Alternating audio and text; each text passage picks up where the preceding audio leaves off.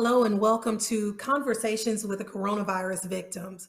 As you all know, we have had so many cases within our churches, within our cities, within our homes of those who have been battling coronavirus, as well as those who have overcome. And today we have a husband, a father, and a grandfather who has gone through the fire, gone through the hospital, gone through the rain, the storm of everything with the coronavirus, and is a survivor.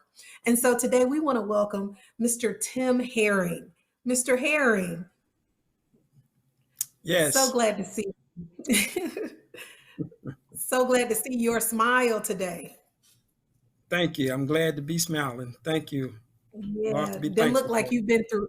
Yes, yes, most definitely. It doesn't look like you've been through anything. You look good. You're smiling. Your eyes are glowing. You look so happy, and we're happy to see you. Yes, all with God's glory. Yes, sir. So let's go back so we can hear your story. You kind of told me a couple of things before, but I want you to start at the beginning of March. You told me that you were still working. Just so could you just go back to Friday? I believe you said March the 13th. Yes, it's kind of a typical day at work, and all of a sudden I start feeling bad. Hmm. Maybe about the middle of the day, start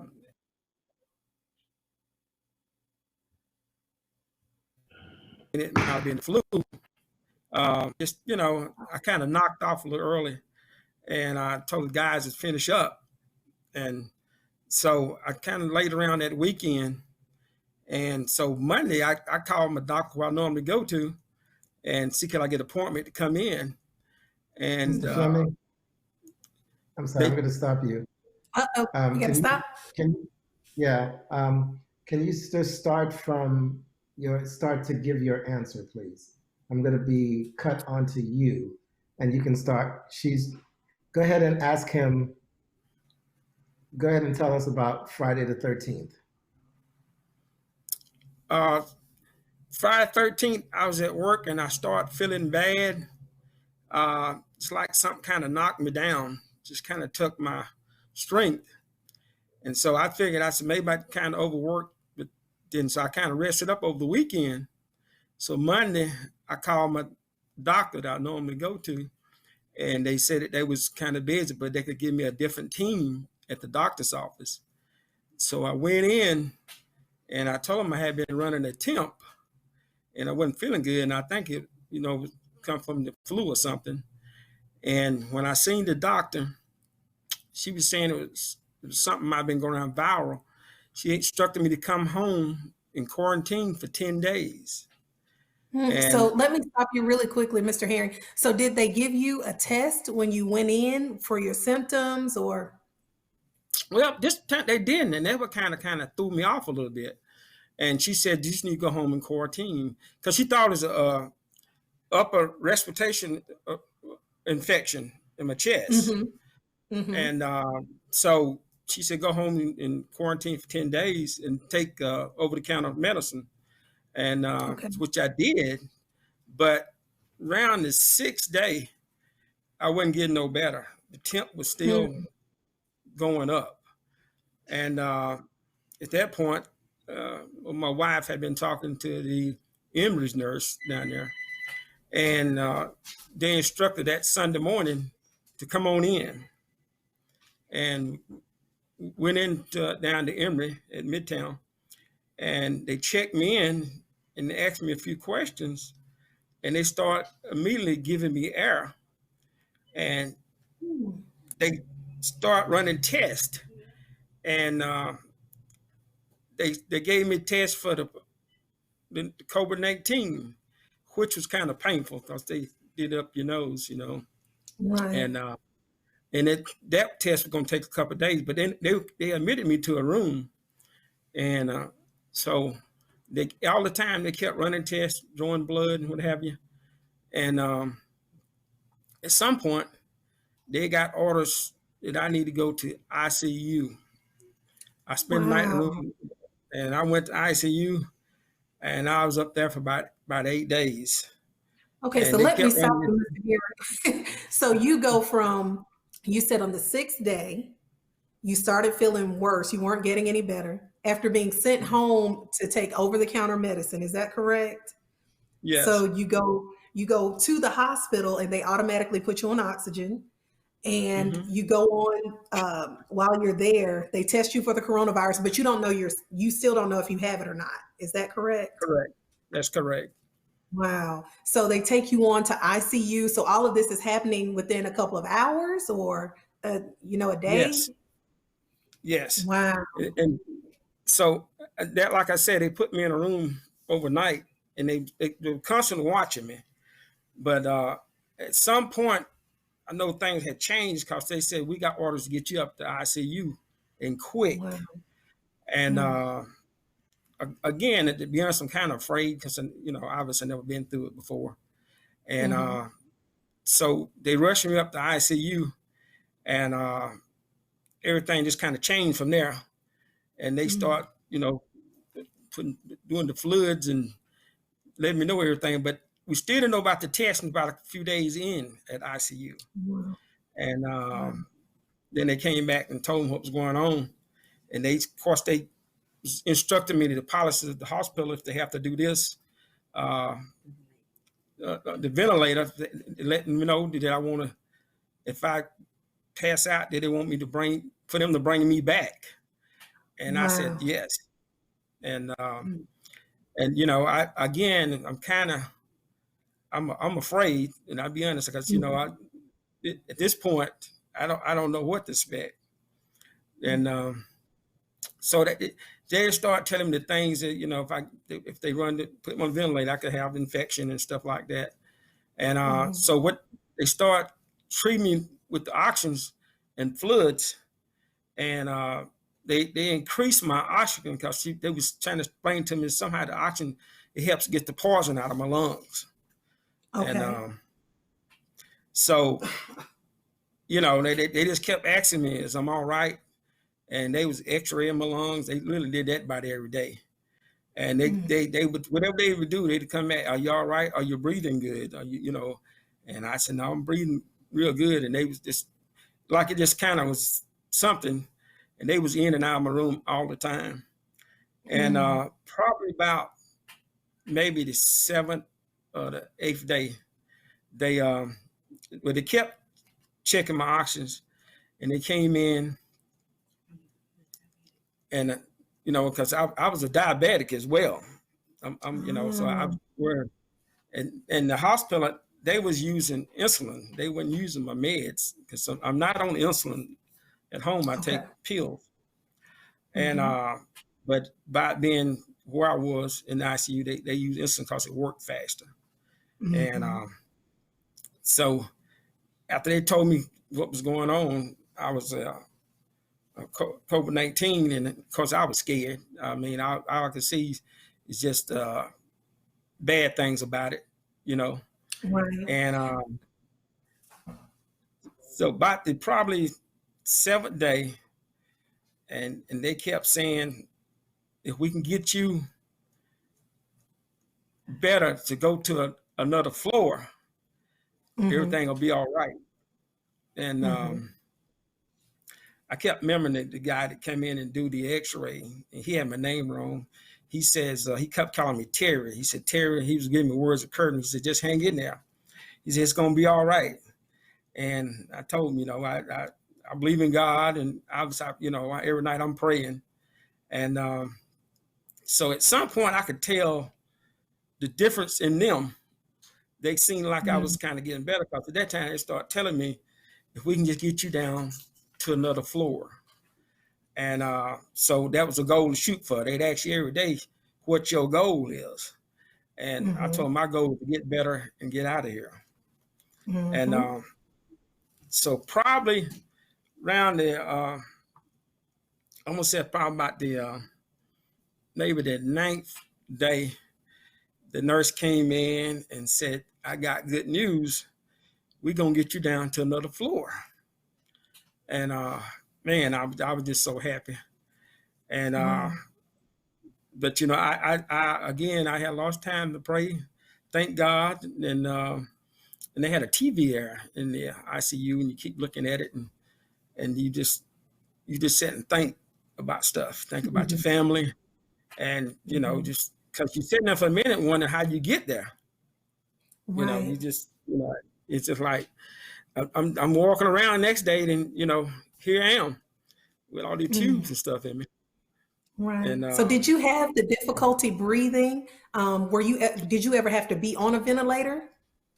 I never had to do that, and thank God. Mhm. My oxygen stuff, whatever they test they done, they did do some breathing test exercise, and I met the qualifications, so it never got to that point.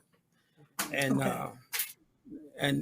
so but they had to put different kinds of fluid, and they gave me medicine every day, and they Mhm. watched me like 24 hours a day. It was Mhm. and 50%. So it was kind of scary, to be honest. It was a scary situation, but and in the end, when they got me to the other floor, I knew Mhm. things was gonna be all right. I kind of knew it Mhm. before that, because before they moved me, one afternoon I was sitting up in there and I'm thanking God, and I'm like, uh, have mercy on me, what's going on. And it's like something came over me and told me that I was gonna Mhm. be all right. And from that moment on, I mean, the basic part was just kind of scary, not knowing what's going Mhm. to happen. Uh, Mhm. and so you know, so after I was in the hospital for about 10 days, I came home, and well, the doctor came in the room after they got me down there, and she came in and told me to take the oxygen out of my nose, Dr. Johnson. Mhm. And I took it out, and she watched me for a little bit. Mhm. Then she said, she asked me what did I think I caught the COVID-19 from, Mhm. and I told her I don't have a clue, because my work, I go in different buildings, and I go Okay. to the gas station, and I can pinpoint it on one individual. And Wow. she told me, she said, well, good news, if you're doing well tomorrow at 10 o'clock, we're going to let you go home. And she said, you are COVID-19 survivor. And all I can do is Yes. thank God. Yes. He, Wow. all I can do is thank God. I mean, it just experienced that. It's just something you never experienced, and it never thought about it. Because when I first got diagnosed, I never thought about the COVID-19. I just thought, Yeah. again, I had flu symptoms. It wasn't Mhm. uh, that was across my mind. But when they wheeled me out of the ICU, I mean, they was clapping, and you thought I had won a marathon. And You did. You won the I won marathon. something bigger than a marathon. I tell myself I won You something did. bigger than a marathon. You I did. but again, it's then they told me to come home and quarantine for 7 more days, and I was good. Because I'm Mhm. still taking it easy, uh, Yes. trying to get ease back in everything, because not to overexert myself. But Yes. Yes. Wow. And just to go back, when you were going to work every day in March, were you taking the necessary precautions with the washing the hands and doing all of those things? yeah, we had sanitizer. I try to Hmm. make sanitizer in all my vehicles, Okay. so we could have the sanitizer. Now we didn't do the mask thing, because it didn't feel like it was to that point yet, and where we was working at, nobody else have it. But uh, again, that was kind of the furthest thing. Now I did have Right. rubber gloves when I would pump gas. I used that to pump diesel and gas into the trucks. But Hmm. again, I just you know never thought about the COVID-19 like I did, and I Wow. don't think it was I don't know, it just uh, past thought. But we were washing the hands, and we spray down Yes. the trucks, so with Yes. disinfectant. So we were taking some precautions. Right. Let me ask you this. When you were in the hospital room, one of the things that I've been reading is the loneliness you feel because your family can't come in, and the closeness of the medical staff. I know you stated the guy who was doing your chest x-rays and all of that was very encouraging to you. But how did you stay encouraged without your family being there with you during that time? Well, I had a nurse team, and they Hmm. was very encouraging. Of course, I always thought about God and Hmm. and myself. So I I just kept wanting to get better. And of course, I was able to talk to my wife, and Hmm. the staff would tell my wife had called, and I was able to talk to her on the cell phone. Um, Hmm. but I just knew that I had faith. I just knew, uh, that I had to stay encouraged. And a couple of things happened to me was kind of weird. Uh, they After a few days there in the ICU, uh, the phone rung, the phone in the room rung, and Hmm. I picked it up. It was the chaplain, and they said they wanted to talk to me. And you really be thinking, and I said, well, I really didn't have nothing to say at this time, and because I'm just Hmm. thinking again, don't know what to expect, but Hmm. I didn't want to talk about nothing then, that way. Right. Hmm. And so you kind of at that point you kind of wondering what kind of shape you are in, really. You know what I mean? I mean they're telling you you're doing okay, but all the phone calls and get that call, and that makes you think. And Right. I told I appreciate him calling, but then the next day it was another Christian organization that called me and said, by having COVID-19, we can't come in your room, but we can leave a Bible at the front desk. And them calls a day from each other back to back, and I'm like, well, darn. So, but Hmm. just thinking about the good Lord and thinking about my family kept me Yeah. encouraged. I mean, Hmm. just the bottom line. I mean, I knew I wanted to see my family again, my wife, and my Yes. kids, grandkids. So Yes. they kept me uplifted. And like I said, they had a good staff, and people they were very encouraging. The staff was, the nurses, and you know, it's kind of lifted them up as well. So, Right. it, it, so, but Well, that's what what did it. encouraging, yes, sir. Yes, sir. What encouraging words would you give to someone who's in the same shoes as you that may be watching this now, that has the COVID-19, maybe quarantine, or may even be in the hospital? What would you say to them as an encouragement for them since you've gone through that path as well?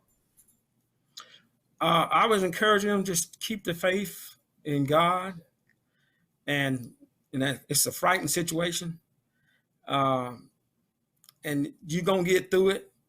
It don't make seem like it, but uh, best I can tell you, just keep your faith in God, and it'll work out. Um,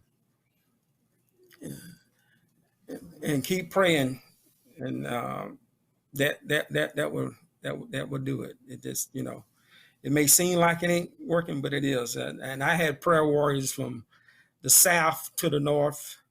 Uh, I mean, you name it. I had lots of people praying for me, and and they was the prayers was answered, and I thank Amen. God. You know, Amen. yeah. Mr. Herring, anything else you'd like to say before we wrap this up? I just want to thank you for the opportunity to share that, because I wanted to share it and let people know that you don't have to. It's not always a bad situation outcome, you know, Mm-hmm. because only thing you seen on TV was that people was passing, and Yeah. it just lifts somebody up just to show you don't necessarily mean a death sentence. Uh, Mm-hmm. Mm-hmm. Keep your faith, and just keep doing what you need to do. Then you should come out, so come out on top of it. So Yes, sir. that's So basically are you what I out of, wanted to do. I'm sorry. I was going to say, are you out of quarantine now? How are you staying healthy now? Are you finished with Yeah, everything? yeah, I'm out of quarantine, just kind of just resting, trying to eat properly, you know, Mhm, uh, kind of ease back in the situation. I don't want to rush back into nothing too much, but mhm. yeah, I'm out of quarantine, and matter of fact, I may be eating a little too much, but uh, I'm doing good. I thank God. Okay. I feel good. We're glad. Yeah. Glad to hear that. Were you all now? Did you have an appetite? I meant to ask you this. Did you have an appetite throughout this whole thing, or were you not eating at all? Nah, I really have appetite, but the deal was, you got to eat something. Uh, Hmm. because you know you get your strength up, but all this stuff you have to eat something. So and when I had a choice to select what I wanted, and I tried to select something that I thought I would like to eat, Hmm. but most of the time I couldn't eat it all. But Hmm. you know, you have to eat something to keep your strength up. Um, but it wasn't a large appetite. No, you really don't really think about eating that tough. And matter of Hmm. fact, the nursing staff told me, said, Miss Heron, you got to eat something. You know, a couple of days I didn't even think about eating. My mind was Hmm. somewhere else. But Gotcha. so, but when I got home, I probably made up for. Well, that's a good Yeah, thing. That's a good sign. yeah, it is. A good Yeah. sign. But but I appreciate y'all giving me a chance to do this interview. I just Yes, want to get some sir. inspiration that you know things can work in your favor. Yes, Yeah. sir. What advice do you have to people now, us who are quarantined and kind of complaining about staying indoors, and those of us who are, we have no clue what you've gone through. What would you say to us? Hey, don't complain. Like I said, keep your faith in God. Um, it, it's just do what you're supposed to do, what they tell you to do, uh, and you hopefully you don't have to go through what I went through. And Mm, you know, we hoping they come up with a vaccine or something to get things started. yes. But I would tell people just stay encouraged and stay Yes. prayerful, and then you'll come out of it. You know, Yes. that would be my advice. Yes, sir. Well, thank you so much, Mr. Tim. We are so glad to see you, first of all, in the flesh. It's so good to see you. And we've been praying for our members at the House of Hope Atlanta. We've been praying for you and others who are going through that. And even for those who don't know that they have the virus right now, Hmm. we're grateful for them, and we're praying continuously for that. There's one scripture that I've been reciting when I've been praying. It's in Psalms, I believe it's 34. It says, "Many are the afflictions of the righteous, but God Hmm. delivers them all." And that's one of the Yeah. things that I've really been reciting. And that's what He's done for you. He has delivered you out of all of that. And we are so grateful. We've had I think it's 500,000 people diagnosed in the US and over Yes. 25,000 deaths. But you are one of the 500,000 who have survived and continuing to thrive. And we are so grateful that you were here with us today. We're grateful that you're a part of our church family, you and your family, and we're so glad to see you on here with conversations with the coronavirus survivor. Thank you so much. We're going to be praying for your recovery as well. Okay. Thank you, and I appreciate it. Okay, thank you all so much for joining us for Conversations with a Coronavirus Victim. Please join us on Hope TV as we have more of these stories as a testimony for what God can do. Thank you all so much for being with us. And thank you, Mr. Herring, as well. Thank you.